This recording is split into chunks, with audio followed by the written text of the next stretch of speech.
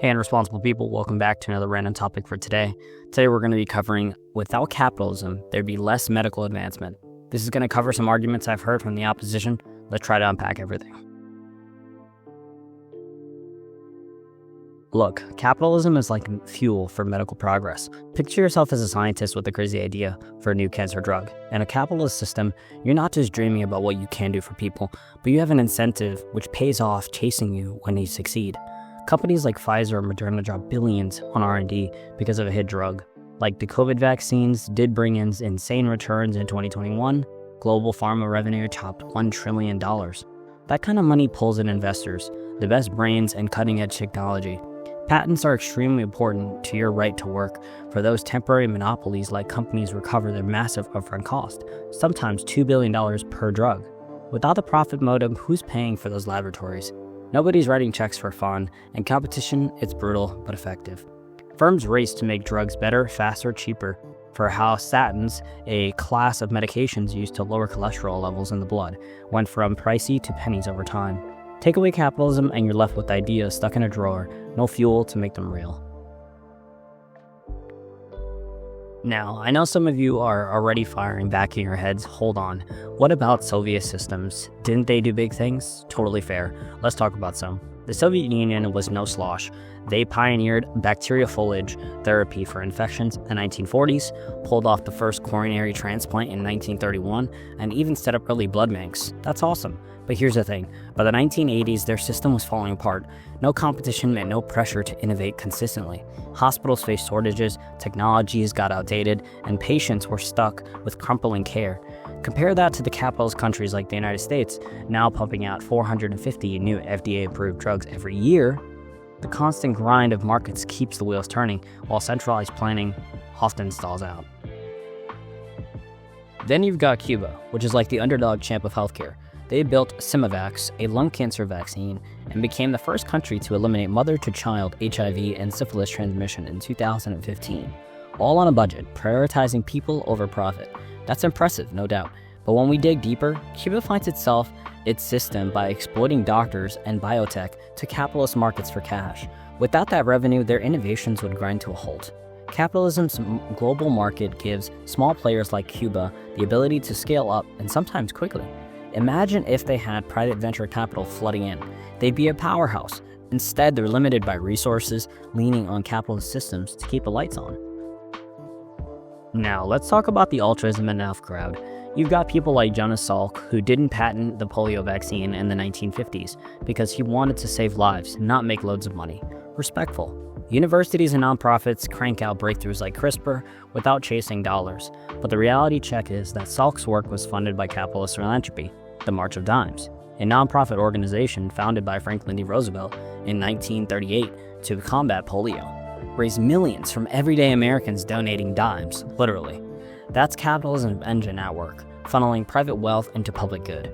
Academic labs spark ideas, but they need companies to turn into treatments that you can actually get. Without profit incentives, top scientists leave for capitalist countries, offering better pay and resources. Just to look at the brain drain at the Eastern Bloc nations after the Soviet collapse.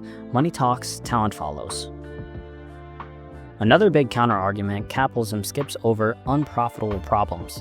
Think about it. Pharma spends more on lifestyle drugs like baldness pills than on malaria, which kills 500,000 people a year in poor countries. That's a real flaw, and it is a problem. But capitalism isn't static, it adapts. Governments and capitalist systems offer tax breaks and incentives to orphan drugs, meds, or rare diseases, and philanthropic market hybrids, like the Gates Foundations, tackle neglected issues. Compare that to non-capitalist systems where resource shortages often mean they can't even afford basic generics, let alone fund new research. Look at Venezuela's healthcare collapse in 2010, hospitals without bandages, let alone cutting-edge drugs. Capitalism's not perfect, but it makes mechanisms to course correct that others lack. Let's hit a couple more objections. Some say the government-funded research is the real hero. The NIH and DARPA poured money into mRNA technology. The Human Genome Project mapped our DNA, and public grants helped crack HIV treatments. No argument there, governments seed big ideas. But here's the flip side. Those seeds don't grow without capitalism's fertilizer. Moderna took NIH's mRNA research, added private billions, and turned it into vaccines for the world. Public funding starts the fire, capitalism markets make it a wildfire. Without that, you get lab breakthroughs that never reach patients. Look how the Soviet discoveries stayed regional because they lacked the infrastructure to scale.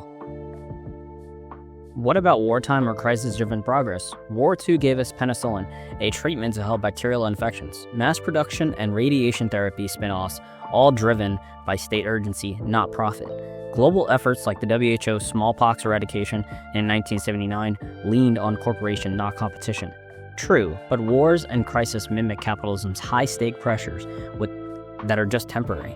Post-war capitalism took penicillin and turned it into a global staple through private companies. Smallpox vaccines funded and distributed by capitalist economies like the United States. Collaboration, it was great, but it's capitalism resources and drive that sustain those long-term wins. China is another case. Post-1949, their Bear for Doctors program brought healthcare to rural areas, wiping out diseases like schistosomiasis and boosting life expectancy from 35 to 68 in 1980. That's huge, all under communism. But their real medical boom came after 1978's market reforms. State capitalism brought foreign investment, leading to CRISPR advancements and COVID vaccines. Pure communism got them started, but capitalism's cash and competition took them to the next level. Some of you say, why does this all matter?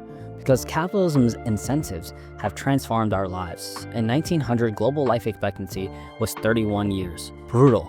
Today, it's 73.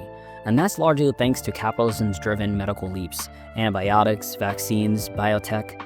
Yeah, capitalism can be greedy, prioritizing rich world problems sometimes, but it's only the system consistently turning out lab ideas into real world fixes at scale.